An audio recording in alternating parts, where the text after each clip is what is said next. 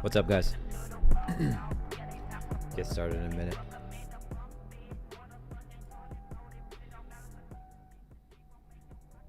How's everybody doing?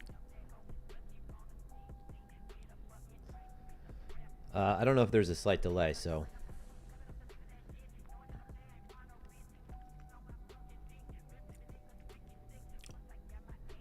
what's going on, guys?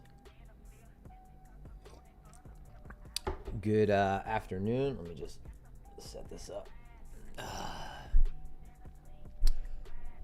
What's going on? It's been a long time. Good afternoon, good morning. Ross, Hamir, Nick. What's up, Banga? How you doing, man? Mbek, Zephyr.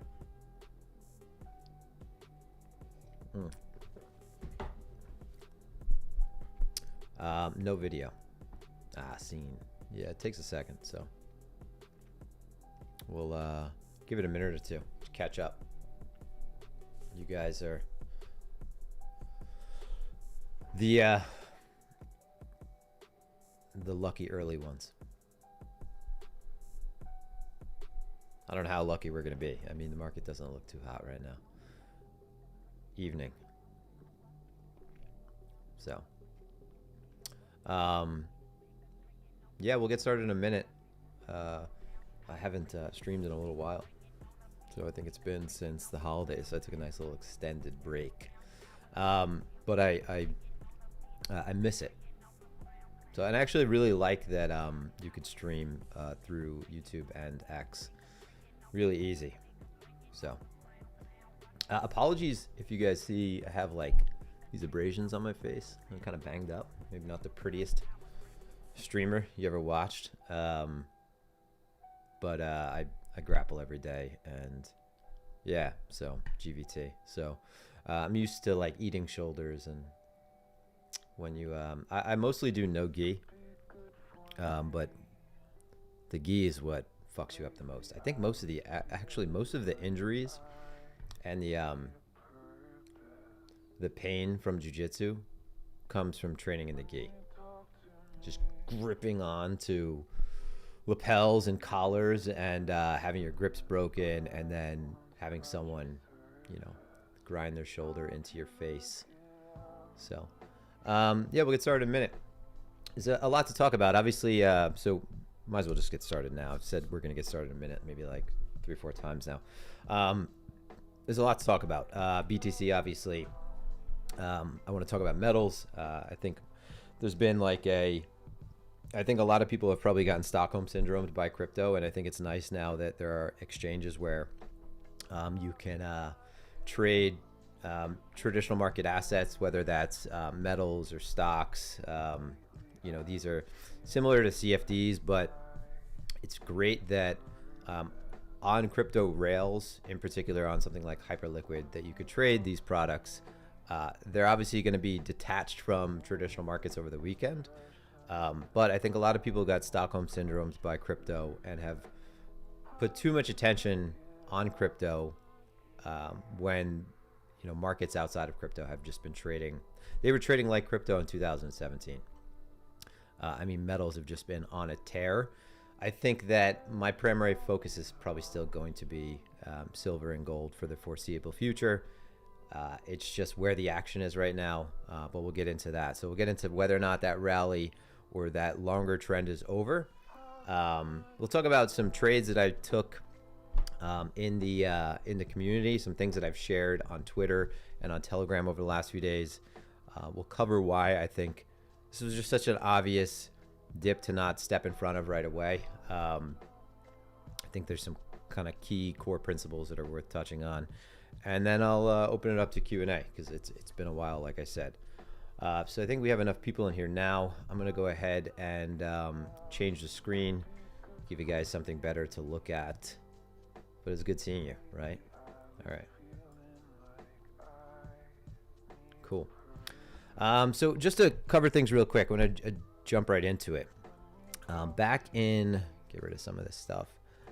Back in December, I said that the lows were likely not in. So if we zoom out on BTC, we look at where we were trading back in December, we had this 2-month long range, and my opinion was, and I was pretty steadfast about this, was that significant changes in trend like this are extremely meaningful. The concept of big ships turn slowly. When they turn, ultimately, they don't change direction that fast, right? They have a level of inertia. So my idea was that we were going to be trading back up to the 20 weekly moving average, which was a level where I assume we'd see some more systematic selling get involved. And just to clarify, the 20 period weekly moving average, that's right here. I use an EMA for the faster stuff. That to me is probably one of the most important lines in the sand for the high time frame trend. I've said this before. If I am not in position aligned with that trend by the time that ultimately crosses, like, I am making a mistake, and at that point I have to adapt.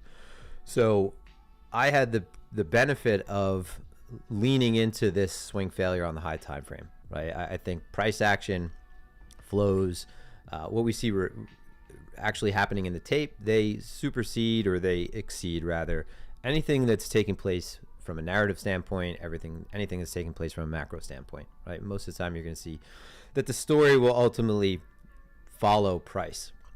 So I was lucky enough, I'll say lucky enough, because you don't get good exits like this all the time. I was lucky enough to get out of BTC largely, right? Hedging a lot of my exposure on this SFP. The idea with the 20 period EMA is that if I hadn't done something like that by that point, once we're starting to close back below that, like, I have to adjust. So the same thing works for the upside. Like, if we're trending down, let's say we spend all 2026, moving lower, ranging.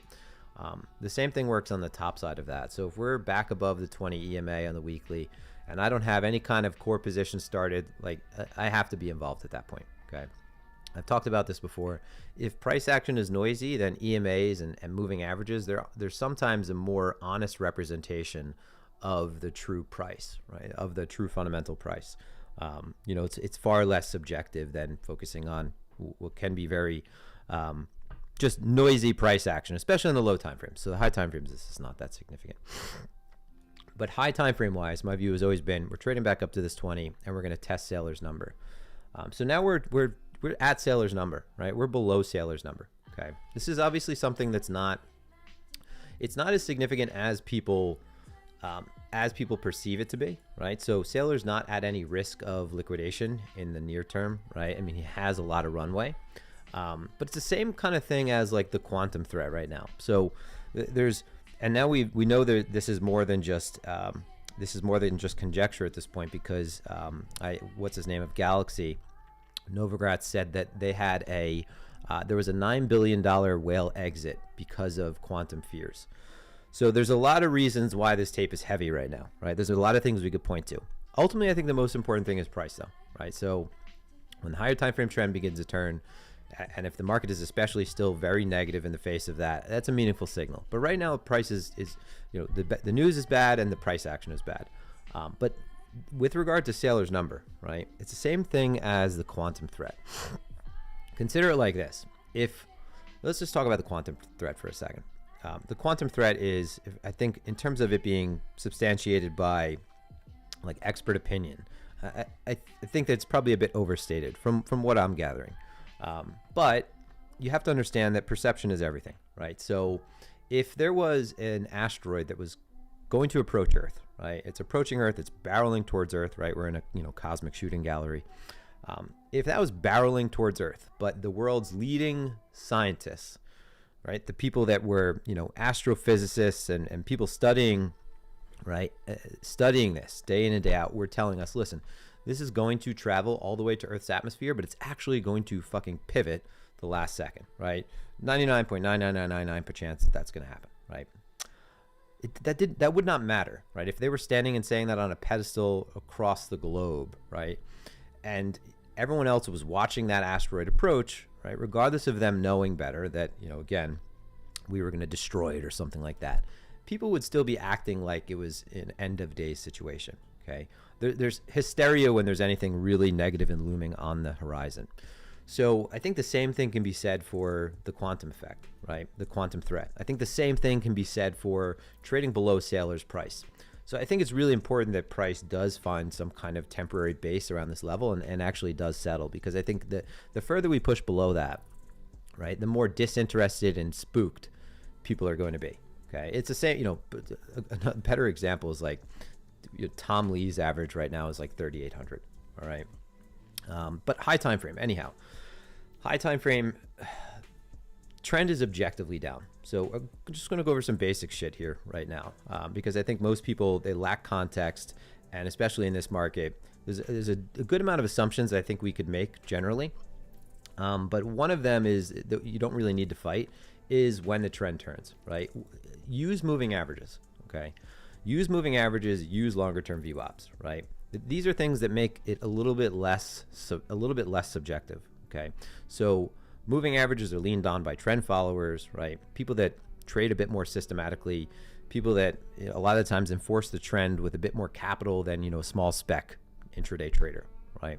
So intraday, okay, you could have all these flows that are counter trend, but the bigger shift, right? The thing that moves the tide, right, is all pointing down. So averages, higher time frame averages, higher time frame VWAPs, okay? You could think about averages and VWAPs as kind of the same thing. If you are trading above averages, right, you could say if you're trending healthily higher, that the cost basis is sitting below price more often than not. So the average cost basis, I think, is a safe assumption. If you're trading below it, right, whether it's shorter period, I like the 20 EMA, the 50 SMA, the 120, and then the 200 SMA, okay? These are things that I've always respected, by the way. As a person who trades intraday and trades anywhere from 2 minutes to 2 weeks, the higher time frame is really important to understand, right? To determine whether or not we're in a range-bound set of conditions or a significant trend is at our back.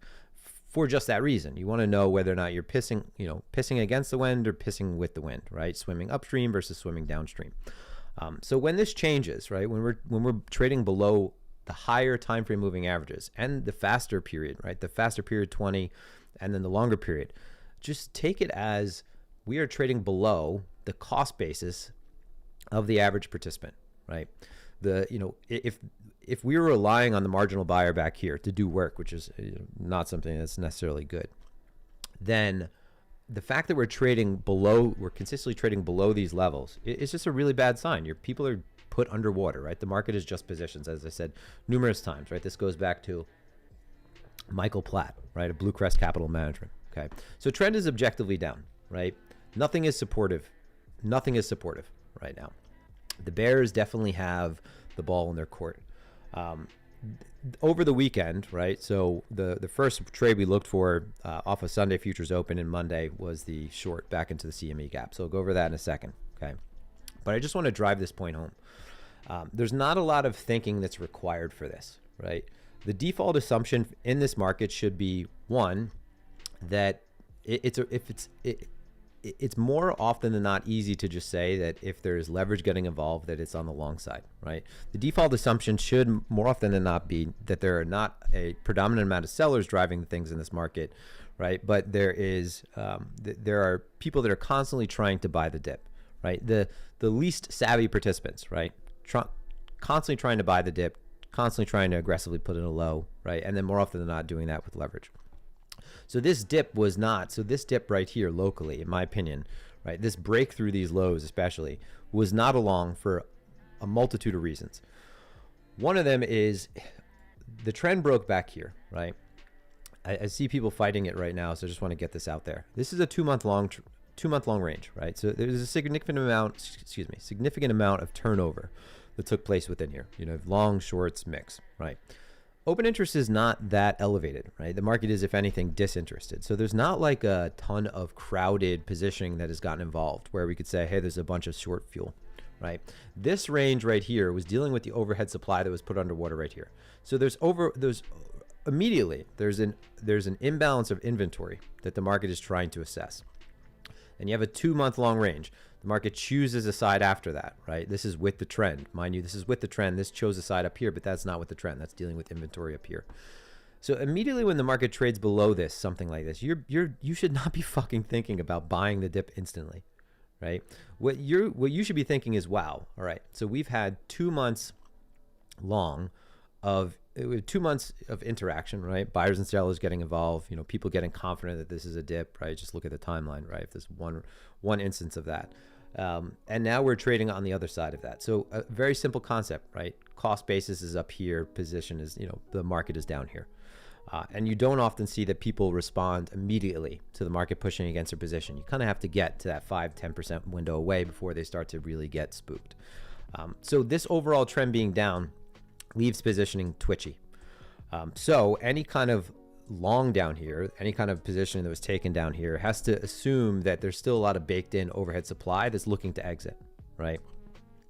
So I just want basic concept, right? I think most people can kind of understand this, but I think sometimes you have to put it in pretty simple terms or oversimplify it. There's not a whole lot of levels, so I'm going to go over this first before we drill into intraday stuff. There's not a whole lot of meat in terms of where it makes sense for things to pause, right? I mean, if we, there's a couple different ways you could cut this, right? We could look at yearly VWAPs, right? Put on a yearly VWAP right now. We're trading at the 2 standard deviation band, that last yearly VWAP, right? So you could say that that's like a yearly value area. We're trading back below all significant moving averages though, and now we're trading back to prior high time frame market structure. So this is probably the most substantial argument you could make for a low to develop in this region, right? But it's still really early, okay? Seller's cost basis right here. I would say this area kind of now does make sense to see a shove, right? A shove meaning we get some kind of splash down through 73. We had to push through 73, but some kind of push through, let's say 73 down to 68. I could see us developing, maybe a multi-week range or even longer in this region. But it's not like there's ahead of, besides that, right? Besides this higher time frame market structure, the next major area I think that really absolutely makes sense is the 200 weekly moving average, right? So there's your 200 weekly moving average. Again, we're well below the 200-day moving average right now. But the 200 weekly has been an area that has been in the past a really reliable level, and this is from a high time frame trend following standpoint, this makes sense. It's kind of like returning back to fair value over time, right? It's in a sense the most significant mean reversion you could have.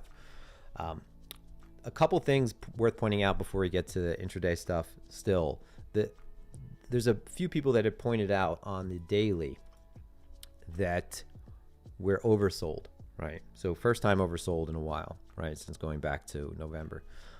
You should think about oversold as just really strong, right? You shouldn't think about oversold as we need to take some kind of positioning against this. The market is too oversold right now. Sellers have to lose a little bit of control for the time being. No, if anything, oversold just means that the trend is really strong.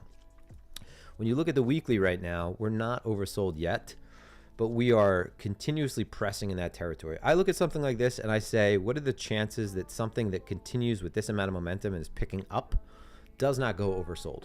All right, so the chances are, I'd say the chances are upwards of, 80%, right? If that's the case, right, and it's more common for us to continue just push in this direction, right? Price has momentum at this point. Then you have to look at this and say, all right, if this is not oversold now, there's still meat on the bone before it's oversold, right? And then ultimately when it is oversold, it's usually the case that if it's oversold in the high time frame, that's your warning shot. So meaning the first oversold that you get is often not going to be as deep as the next move, right? But the market might lose momentum in attempting to make that next low. Okay, so it looks in many ways like there's plenty of time for you to sit, to trade intraday, and to let a meaningful low develop, right? Does that make sense? I just wanted to get that out there first, right? I think people should get the idea of buying the Pico low out of their head, right? There's been no reason to be overly focused on BTC and focused on crypto for the last few months at all, right? It has been a complete waste of time relative to what has been taking place in traditional markets, and I don't think that's going to change in the very near future. Before we get into silver and gold, just want to cover a couple things with BTC. So in terms of local setups, I think there's a few that might make sense, right? Over the weekend, we covered this in the stable. We put this out on Monday. This was after futures open. We were short BTC. The idea was to short BTC, and the idea was to long hype, right? One of the reasons being was that this was a breakdown gap, right? This is going back on Saturday, so one of the larger Saturday moves we had. And this area between here and the CME gap, so the opening price for the CME, stocks had closed at silver, gold had closed at BTC, relatively flat off of the open. This would be the cutoff point, right? So kind of a threshold where you expect things to exhaust, or you expect, you know, inventory to get back involved or to come back in. Underwater positionings look to close out near break even, and you had kind of the perfect setup that you could ask for from an absorption standpoint, right? So this is a rotation towards a high, right? This is a rotation towards that single print gap. So I'd said 79.80, and Coinbase, which often will give a signal like this, right? That there's like just either, this is more often than not an indication that there's just a limit order sitting there.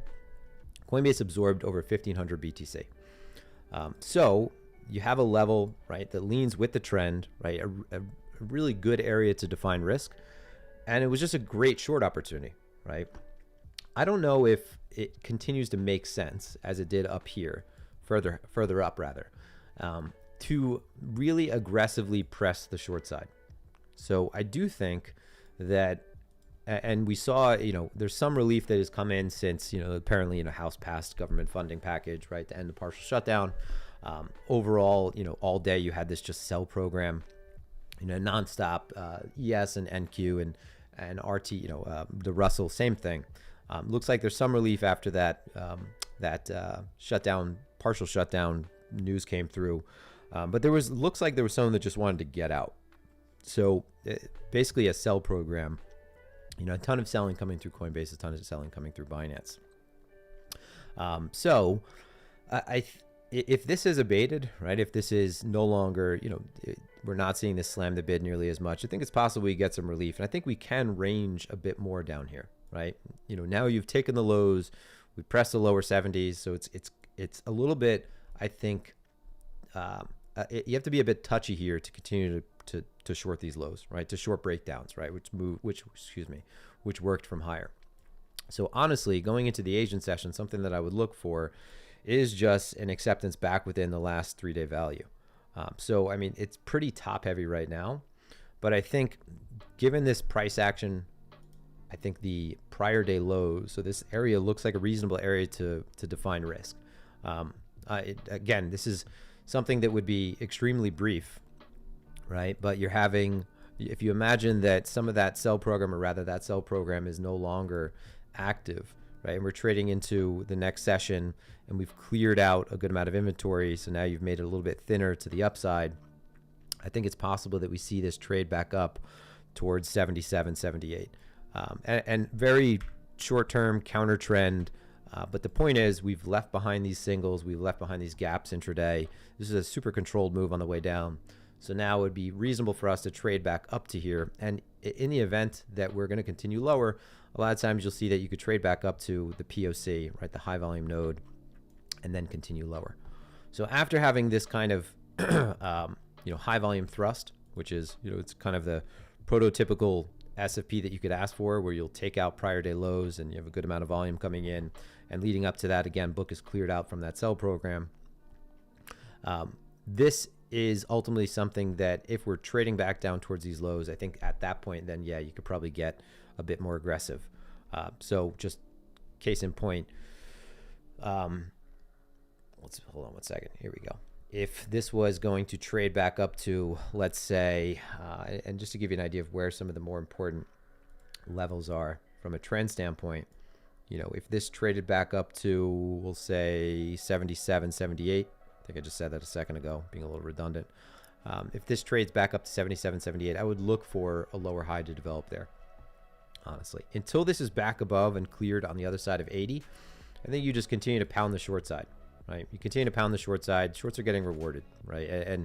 And any kind of open interest that's getting involved, what you're seeing is that open interest is staying sticky. So just zoom out real quick.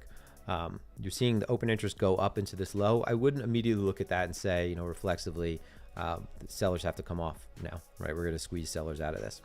I would say, all right, there's an other side of that, right? Buyers are absorbing that. Buyer invalidation is probably these lows now. If you see the market reapproaching this and there's no response, there's a good chance that you have that that long positioning begin to close out at once and then lead to the next move down.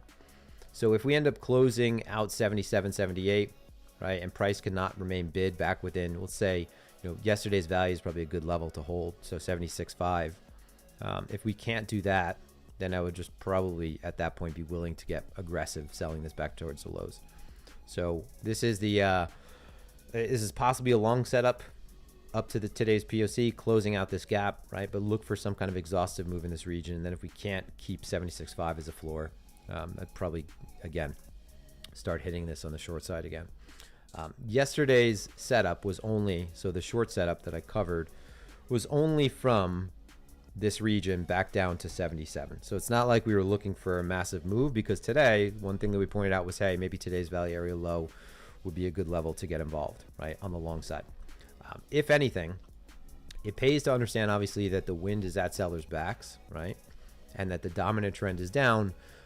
But with each subsequent break in market structure, and we have a spill in activity, right, or an increase in activity rather, it makes trading intraday a little bit more compelling, right? So your setups where you're looking for, whether you're focusing on a footprint chart, or whether you're looking at a TPO chart, your sweeps of extremes, your FOMO buying through highs, your panic selling through lows, right? Whether you're looking at 1 hour highs and lows, pivot points. I think post a move like we've had over the weekend, the opportunity set increases, right, for these kind of somewhat more often than not marginal setups. Or rather, as we begin to trend, or excuse me, as we begin to move sideways like we did over the last 2 months up here, the setups, those kind of setups diminish over time. So now that we've had another big break and you have a spill in activity again, or I should just say spill leading to a lot more activity, those intraday setups, I think, become more attractive, right? Again, the best way I could put it is, like, once you force a good amount of people off sides, like, the market's just going to trade a little bit twitchier. The only thing right now, and this is interesting, just to point out, so this was shared over the weekend, or this was shared on Monday. Every Monday I put out a Monday game plan. We do a stream, cover the opportunity set for the week, whether it's stocks, whether it's metals, right? Put out a views on all of those. But the other opportunity was the hype long, and hype was unique, right? Hype is one, not for nothing. If you're looking at hype, right? So this is the hype Binance chart. Just look at the daily though. Notice the amount of activity that we saw into this move up, right? So you had hype retesting these prior range highs.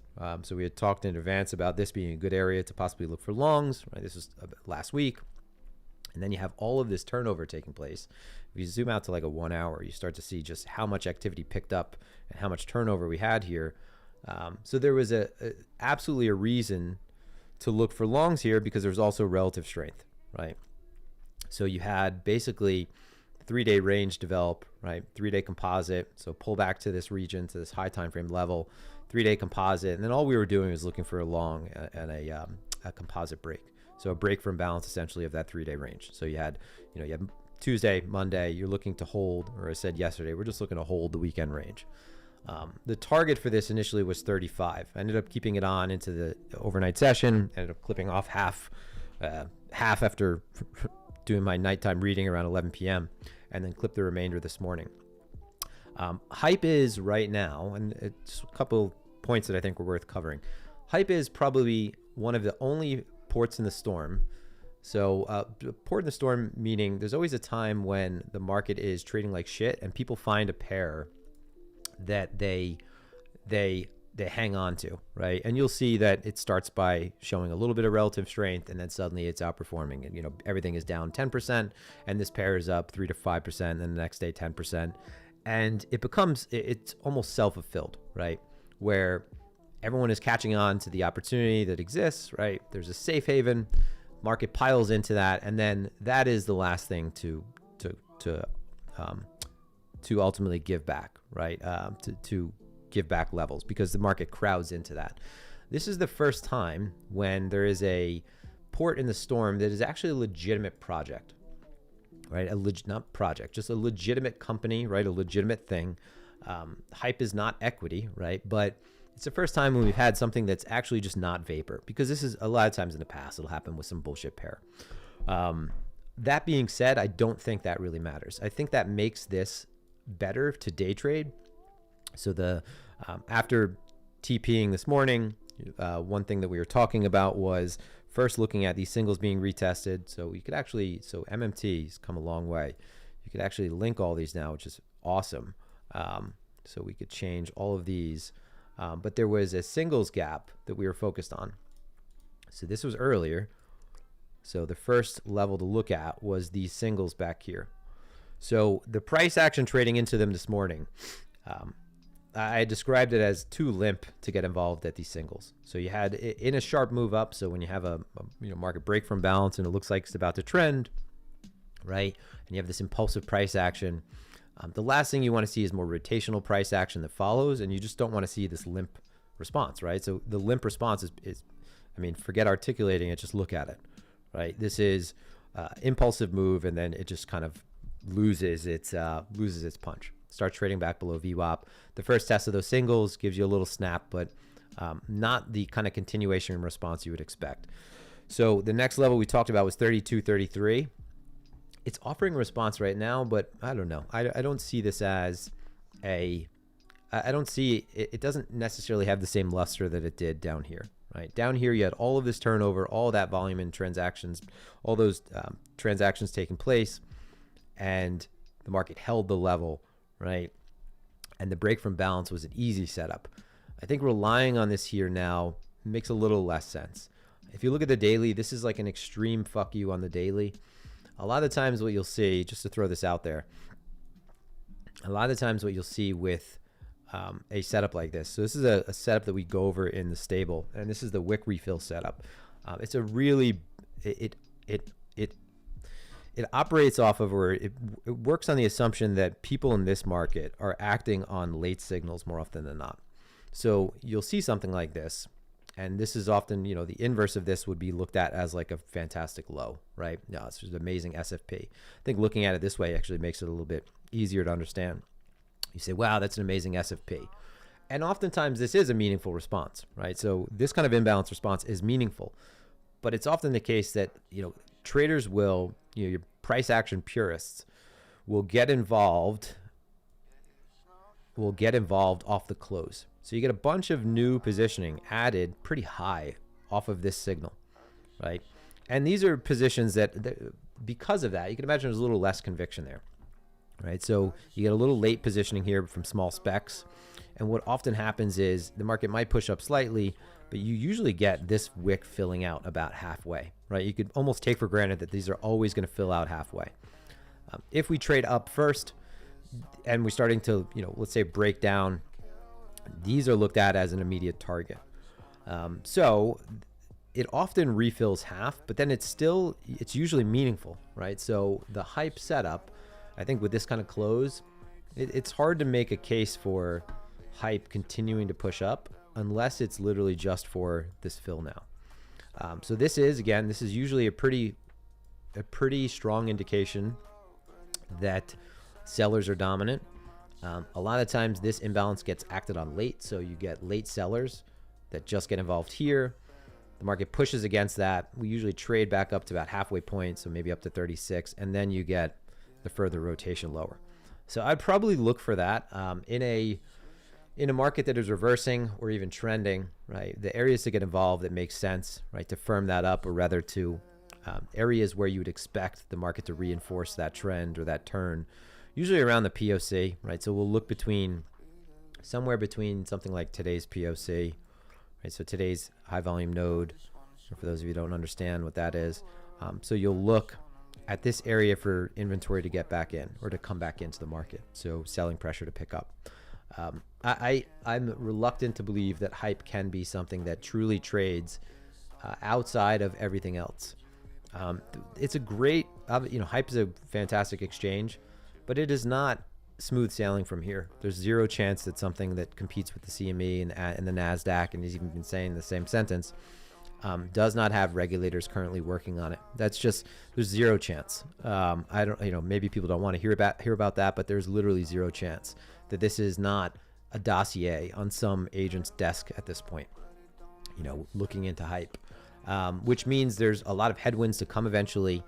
And not for nothing, because there's no KYC, AML at all, institutions are not going to want to get involved, and the transparency doesn't help that cause either. So institutions don't want their positions to be, you know, to be transparent, right, at all. So either way, I think hype will remain. You know, if we're just talking day trading and just keeping things objective, right, hype right now is objectively one of the better things to day trade. So if we, you know, sort things by volume, you know, hype's ADR is 10%, right? Everything else, you know, minus, forget about the anomaly river, right, which is garbage. ZIL today had a huge move, but everything else, right, if in the larger caps, you know, ETH is 8%, gold is the highest ADR, right? Solana is 8%, but hype's ADR is 10%, right? So the average daily range of hype, just think about it this way, is 10%, which makes it a great pair to trade, right? The purpose of this stream, though, is to go over, or one of the main points of the stream was to go over silver and gold. Does anyone have any questions, by the way? Haven't paid attention to the chat in a bit. Might want to do that. I'll take a look over the chat. I'm also going to shut my window because the sun is fucking slicing through my eyes right now.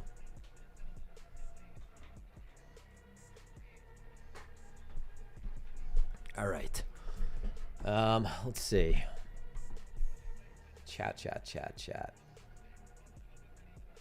Does my wife ever complain about them? I'm assuming you're talking about the marks on my face. Yeah, she finds them funny. No, she doesn't complain about them though. No, I've never been a pretty person, so it's all right. Let's see. Yeah. So I was one of the few bears at the highs. There's some things that I do not ignore, and high time frame breaks in market structure, I just will not ignore them. I have to side with that. And you know, everyone remembers what I was saying while that was happening. You know, this SFP on the weekly, for me, it's extremely foreboding, and I'm glad to buy new highs if it's the case we're back above it. But that is the only thing after a change like this that can bring me back in big, is if we invalidate this by trading back above it. Otherwise, this is, you know, guys, like, I went over this concept in, I think it said it on Telegram, or I might have just said it in the stable.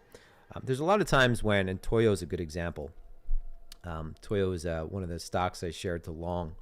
There's a lot of times when things just change without any news, right? It flies in the face of maybe current news, and the market just starts to change. It starts to take back levels. It starts to take back moving averages, or maybe in this BTC's case, it starts to lose them. It starts to lose moving averages, starts to lose VWAPs. The narrative hasn't really changed, right? So there's no real fundamentals change, but price is just ever so slightly giving back ground. You have to remember that before there's any kind of update, like, you know, let's say, for example, the other day, Toyo popped up. It's like, what the hell's going on with Toyo? There's no news. A lot of times with stocks, especially, you'll take back longer term moving averages. You'll start gapping up, you know, volumes will increase. Maybe there'll be a couple halts. Maybe there'll be a couple abnormal days where there's just, you know, a very large increase in average turnover. You know, imagine something does $100,000 in volume, $100,000 in shares, you know, pre-market, but is now doing 1 million shares pre-market and there's no news. A lot of times these things are going to precede the actual news that is eventually released to the market, because there's people positioning in advance of that have that color on the market, right? By color, I just mean information or take. Color's not the right word. They have that information. So, I mean, price is the most important indicator. So, I mean, this was a very easy, in my opinion, this was a very easy exit. There wasn't a lot of back and forth. And I have not missed one of these, really, I would say, with BTC ever. So I've managed to sell every SFP on the weekly, right? Very close to the level, because it's just, it's a point where I just say, all right, I defer now to the market. I'm going to completely ignore this thing from an, you know, outside of intraday. I'm going to completely ignore this until it takes back that level. And I've said this in the stable numerous times, like, price has to prove itself. You know, there's no fucking hopes and dreams on my end at all. Not at all. It just doesn't make any sense. There's too many opportunities. There's too many things to trade. There's too many opportunities taking place. So it doesn't make sense to overly focus on something that's just not reflecting, what your predisposed notions or views are that it should. Let's see. Yeah, I am bearish. So by the way, I think this is important to point out because we all have long-term views, hopefully. I think we are in an area where, and I think the same thing up here. I think you're in an area technically where these prices will look good 2 to 3 years from now. Hey, it could be faster, but I think without almost a shadow of a doubt that what is bought here over time, if you're buying a little bit each week, you'll be happy with that position 2 to 3 years from now. That feels safe for me. But yes, in terms of majority of positioning, remaining hedged, remaining, directionally agnostic, and, not directionally agnostic, but just not focused on, I'm not one of those people who's going to say like, you got to buy this dip, right? I think I'd much rather buy on the right side when things start to turn. TPO is good on TV. Yeah, it is good. You have to constantly, set the tick settings properly. And I find if you use a lower time frame setting, the resolution it looks a little bit better. TPO is not, listen, it's not many ways you could fuck up a TPO chart. If you want to know if your TPO chart is accurate, just look at areas where just make sure the gaps match. So a gap on a TPO chart, so a single print, is an area where there's no 30-minute overlap. So no 30-minute overlap means this 30-minute bar low, the next 30-minute bar high, between that, there's no overlap. So you have an area where the market has left behind these little gaps. So as long as that matches your TPO, there's not a whole lot you need to fix, right?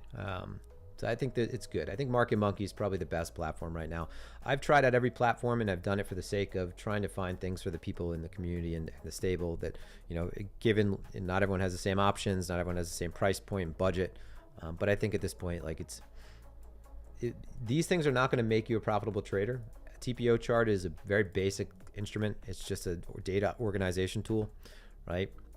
But the TV TPO is fine. I don't know what happened to SIGNUPS, man. Honestly, just failure to launch. I can't go into it. Just very disappointing, honestly. A lot of releases that just never were released, put it that way. Good, just pushing it off. So anyhow, let's get into silver and gold. I don't want to waste anyone's time. A couple things. Let's see. Stock market, obviously today trading like shit. It looked like for most of the move down in BTC, that was also taking place in the ESNQ and RTY. So it's just taking, whether it's IWM, whether you're looking at QQQ or SPY, same thing. We are still very focused on, in the stable, we're very focused on metals, right? So there's a variety of things again, you could trade gold, you could trade silver, you could trade, you could trade futures, you could trade stocks, you could trade SLV, again, that's like the silverback gorilla of ETFs. You could trade miners, right? You could trade basic materials. My view right now from stock standpoint is I'm focused on basic materials, and I'm focused on aerospace and defense and anything related to robotics. I'm also pretty adamant about, and I said this a couple weeks back, that, the trend is your friend with software, and just playing this on the short side makes sense. Whether that's with, whether you're playing that with options or whether you're, actually borrowing and selling shares. But I think from a metal standpoint, I prefer to trade. I'll trade SLV, but I prefer to trade futures. Silver and gold. So let's just jump into this. Just gonna remove a couple things. We'll do that later, actually. Silver and gold, like you'd have to live under a rock to not know what took place last week. So massive moves. Now there's debate whether or not this changes the trade, right? I think a crack in the trend is the most important thing. So my signal with silver and gold has always been an engulfing on the daily. This is more than that, right? So there's a couple times when we got false feedback, right? So more recently, you had an engulfing back here on silver. The last one was really actionable before that. So you had an engulfing back here. And this is just when we start to open up to the idea that the market's going to find some kind of range, or is going to start to range. I think this is probably, so from an ATR standpoint, silver and gold, like it's expanded because of this move down, right? So just again, focusing on ATR. One, ATR is useful if you're trying to get an idea of like where you should take profit for setups, where you should, how you should rate your trading, maybe intraday, right? If you captured a significant portion of ATR or even a multiple of it, ATR is expanding, right? And this is largely because of this move, but I think these are bound to trade loose in the near term. They're trading like shitcoins. I think Bloomberg said something along the lines of them trading like meme coins recently. And if you look at the spreads, so if we look at, I'll take away the tick multiplier and show you guys what it looks like. If we look at the spreads in gold, right, this is what you're dealing with, right? So it ain't tight right now, right? It's not tight. Price is trading a bit erratic, right? I think after this kind of move, you look for a range to develop. We look for value to establish, and you didn't have that immediately with silver or gold. Instead, we had value migration higher over the last two sessions. So the setup that we looked for, we shared in the stable on Monday, was buying down to this value area low on the presumption that we would get a trade back up, right? We would probably trade back up towards prior day highs through prior day sessions, right? So we bought down to 46.60, 46.50 region, and ended up longing and closing this out. I think what we're looking for right now is some kind of high to form in the short term. I don't think that, so gold, good on the long side from a scalp standpoint. Intraday, I was saying this in the stable, but I think we're kind of approaching an area where I would expect gold to turn. And then what we're looking for is some kind of value overlap. We're looking for multiple days of value to form. We're respecting previous day value and then ultimately a range, right? I don't think that this kind of move leads to another massive continuation move. I think if anything, this is what we're looking at here. We're looking at somewhere between, we'll say, be a little bit more generous. I don't think 50, I think 52 is kind of a long shot, but similar to what we had back here, a massive range forming. Right, something that's a tradable range, right? You're trading the composites within that range, but not getting excited and looking for the debasement trade or whatever trade, whether it's silver, industrial use case trade to pick up. Price is the most important thing right now, and this got super crowded and blew off. Like there's no debating that.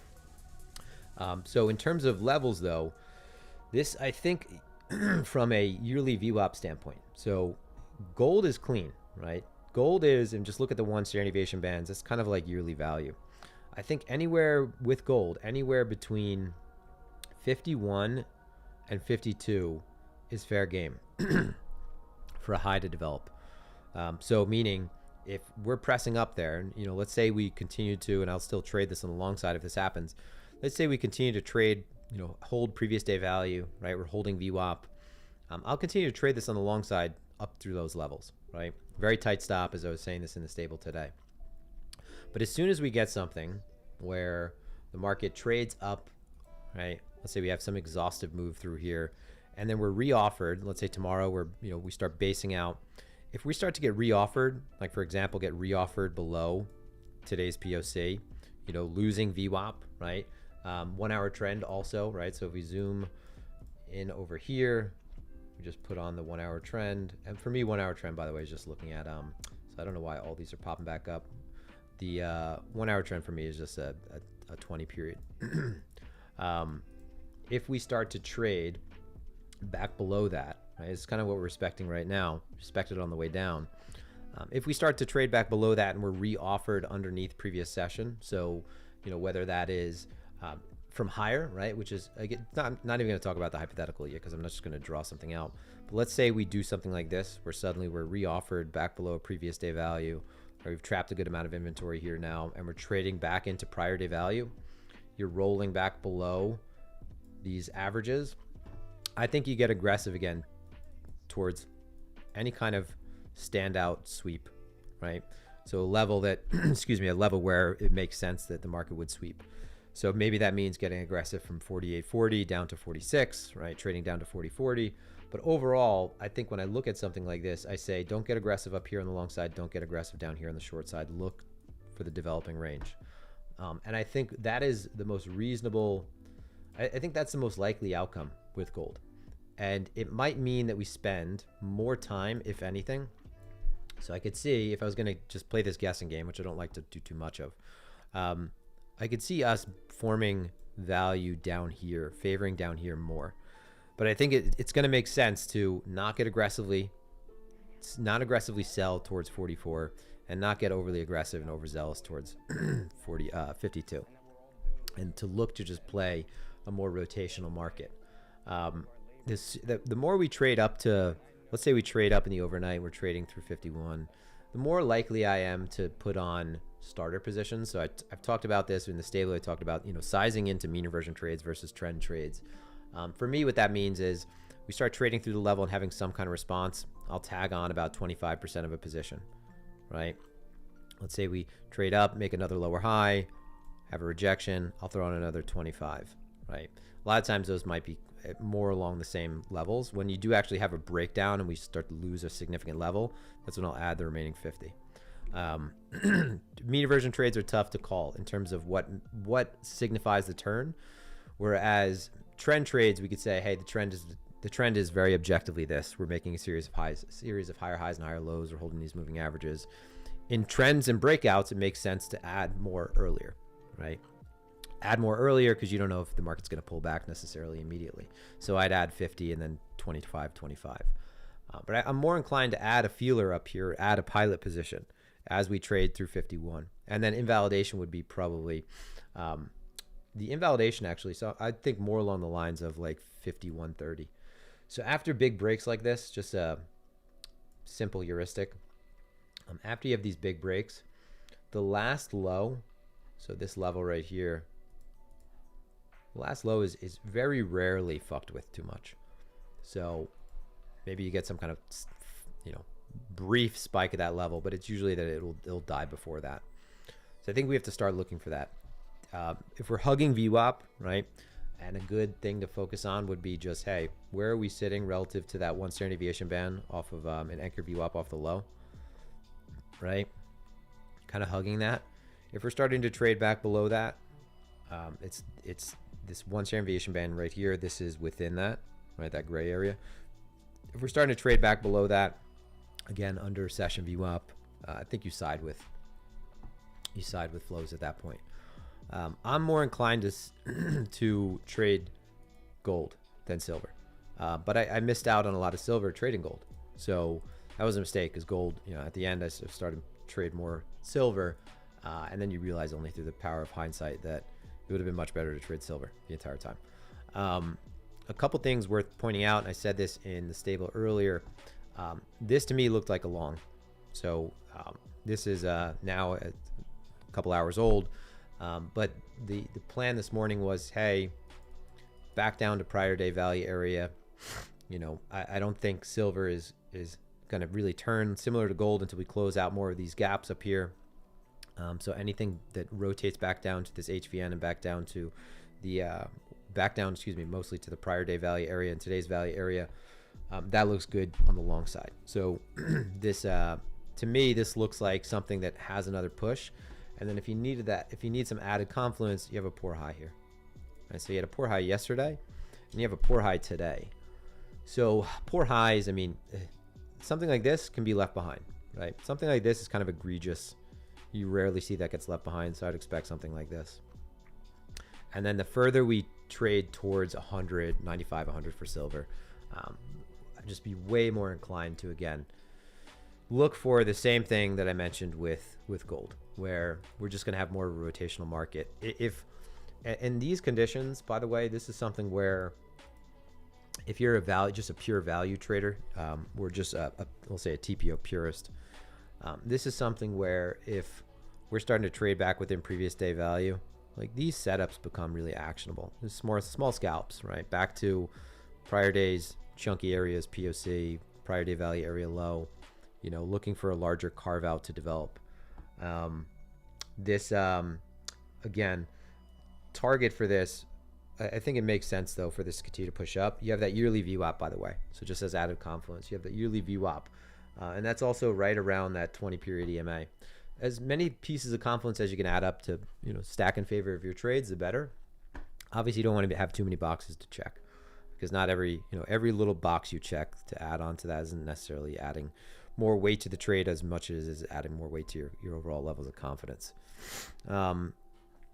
So I doubt these. So I think the trade is over for these. So let me put it this way. I think the easy long is over. I don't think, though, you just aggressively short these. Right? I think we develop somewhere within this region. We build a longer range. I find it very unlikely, or it would be very hard to believe that these can just continue their pace that they had previously. And one thing you just have to, I think sometimes it pays to overly simplify things. These kind of massive liquidations, right? People are out of the market at this point. Accounts are lost at this point completely. So the firepower that you need to move up is suddenly reduced, by a massive amount, right? It was not institutions getting aggressive behind silver up here, right? It was a lot of retail piling into momentum, and momentum traders tend to put in tops. And everything, you're being rewarded and you're being saved by the trend constantly. So you get things like this where the final move, and I'd said this a couple weeks, months ago, I said in silver we're going to have a 20% down day. I didn't expect a 28% down move in like whatever, it was like a matter of hours or something. But it's to move back up, you need more buyers, right? Just as simple as possible. You have less people now that are able to buy, right? Without that second part, it's not as powerful. But when you kill people, literally, when you take people out of the market completely, you wipe their game board, you take all their money in Monopoly, they're no longer able to participate in this trend, and then this trend just loses a little bit of gas. But like I said, this area is an area where it makes sense to continue to lean on the long side. Anytime you have a gap like this, just a measure of safety, I'd say. If you're looking for the short and you're looking at, let's say, an SFP, right? Make sure it responds quickly. So if you're short something and you just think this has to turn, right? I was listening to the stream. He said it's going to turn at some point. If you're into a gap, silver is more pronounced gap than gold, by the way. Just think of gaps as areas where the market could speed up. Remember in like Super Mario Kart, there were those parts on the track where there's a bunch of triangles. Think about gaps like that, right? There's a bunch of triangles here, okay? This is an area where the price can really accelerate. There was not a whole lot of two-way trade. There's probably not a lot of book pressure there. If we accept back above 90, just imagine that it's going to move pretty fast. So be willing to abandon an idea real quick if you're short, right, on just a tap of the level, right, or without a turn. I much rather short when the trend intraday starts to turn, right, and you have the wind at your back. Someone asks about SNDK. So yeah, I shorted SNDK. This was this yesterday? I think it was yesterday. When you have kids, everything changes. Yeah, that was right here yesterday. SNDK looked like it was, and before this, I had a great short on SNDK back here, and I closed it for like nothing. The idea was, holding below pre-market VWAP. This was exhausted. This was a straight shot that was exhausted, and we were looking for shorts off of basically just very simple 5-minute opening range break. So this was a setup in the stable, right? So 5-minute opening range, and looking at just this level, market committing through that level, and ultimately not turning back, right? So when we broke through that level, I was short and added on the retest. I just didn't see the volume that I want to see on the break of a low, right? So anytime what you want to see is every time you break a low, that sellers are getting more aggressive. So when we were kind of just drooping in light volume, I was getting a little bit hesitant to ultimately add to this, and then I felt like, hey, maybe this thing is just going to continue up. So I should have just had my invalidation above here, and the target for this was 1 ATR, which was 60 points at the time, or 48 points, and this thing fucking exceeded that, which was awesome. And then today, not today, yesterday, different story. was looking at kind of a revenge setup, a lower high develop. You know, we had closed out most of that gap, right? So we closed out that move from the prior session. So expecting that this would offer another easy setup.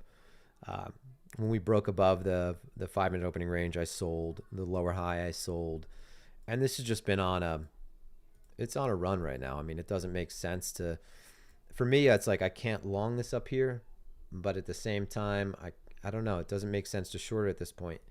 It has to have, I think, some kind of crack, and intraday it's just been respecting levels. You're not getting sellers really sticking in the knife. This move is a little bit, I'd say, easier to sell, but I didn't capitalize on that. And now you're building above that level, which just makes this a little bit less attractive on the short side. But stocks have been, listen, there's been so many opportunities in stocks. I mean, it's a shame if you're not trading. You know, if you're someone who trades shitcoins, I promise that you could find a way to trade single names. You could find a way to trade metals. You could, if your system applies in crypto. It's not true for everybody, but I'd say you have a chance now because these markets are really, really rewarding. What else? I think that's it, guys. I think that is it. So going into the week, I mean, most of my focus is going to be around gold and silver. BTC not doing, it looks like, a bad job of holding this level. So actually we're breaking that. Long idea was a good idea. But I would be hesitant to overly focus on this right now. So if we're back above 80, so after having this kind of SFP, I would not be chasing this up here. I would say it's much easier to now say with confidence that after taking the low, there we go, that after taking the low, with all the selling that we've had, that if we're trading back above 80 convincingly, that this should be a pretty fast area. It should be a little Mario Kart level. But between here, I would still, because we haven't really tapped these aggressively yet, now that we're back within value, right? If we're holding 76.5, I think you could say, all right, this is probably going to trade up to today's POC. But other than that, I think you look for the response in these singles, right? Something like this sets up another short opportunity. And if you don't get an immediate rejection there, but instead the market is now, let's say you get that, your short market stops you out. If you're basing above here, right, weekend levels, and I think you have a trade up to 82, but that's probably as much as I would take counter trend wise. I think the market has to, from like BTC high time frame, has to reclaim to, you know, it has to reclaim, I'd say 85, 86 to even be somewhat convincing. This whole move has to be given back, and so there's a lot of work to be done.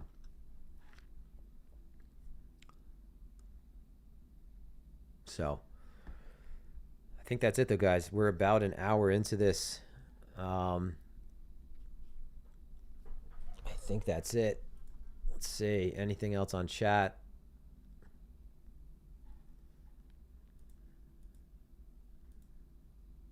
No. Yeah, I don't know if, yeah, that's a great point. Chances are that low just got crowded, right? And if you looked at just resetting this, yeah, so you have some crowding in at the low that the market's trading back against now. It's this kind of move back up is easy. So that's why 76.5, I think we have to see that rebid. This kind of move back up after this kind of selling is easy. And the reason is, this just chewed through a bunch of bids and you've removed a lot of, actually it's not a real liquidation move, so it's not as easy. But if anyone's looking to passively sell and then they entered in at market, there's just like a little bit of a vacuum here. It's not a gap, right? I mean, you had a couple areas within the gap actually. So excuse me. These were singles. So the market actually patching this up makes sense. If we could bid above these imbalances, that's why I said 76.5. back within yesterday's value, then yeah, maybe, hey, play this back up for points. I mean, you're looking at $2,000 trades, 2,000 point trades. Not bad, right? BTC's ATR right now, I think, is 3,500 or something like that. So you capture, let's say, 2/3 of ATR more. But I wouldn't get too dragged into this. This is taking a second. I don't know what's going on here.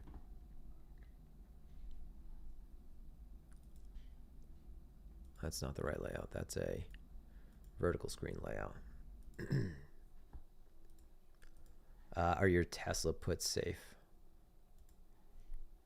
I mean, market as a whole right now seems like, you know, Mag 7 getting smashed. Not smashed, but you have some mixed responses off of earnings. Palantir had a great response off of earnings today, but I think gave back most of it. If you look at the S&P, it looks like it's losing momentum. So against longer period averages. So you look at this on the daily, you know, you look at this on the weekly, the 9 right now doing a lot of heavy lifting, or it just looks like it's doing a lot of work. So I kind of feel like we're gonna find a top soon. I don't know how long, but I don't know. I'd say it's 7K seems like a level where we top out for a little bit. Maybe test down to 65, 64. And then this, by the way, this is a 10% pullback. I mean, that's pretty nasty. I wouldn't necessarily expect that crypto has to do terribly during that, by the way. I think we've managed to clean out a lot where equity downside shouldn't have the same, shouldn't lead to an same extremely reflexive response in crypto. But I think there's just a lot of mixed signals in equities right now.